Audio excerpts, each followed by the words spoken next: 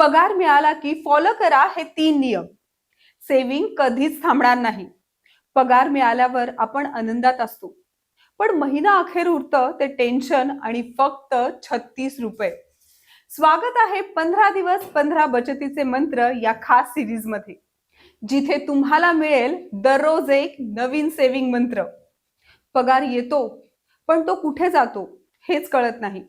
EMI, किराणा, parties आणि मग शेवटी विचार, एवढा पगार कुठे गेला?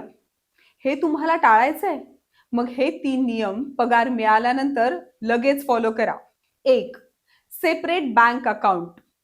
एका खात्यातून खर्च, दुसऱ्या खात्यातून बचत. पैशाला 2 घरं दिली की भटकंती थांबते. 2. डिजिटल जार मेथड. पगार 3 विभागांमध्ये विभागा.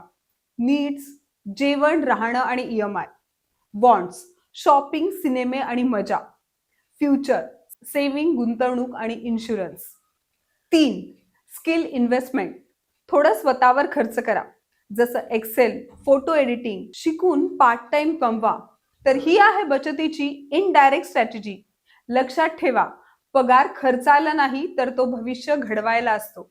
पगार मिळाल्यानंतर तुम्ही काय करता कमेंट मध्ये नक्की लिहा आणि पाहूया किती जण आधी सेव्हिंग करतात. हा तर पहिला मंत्र होता.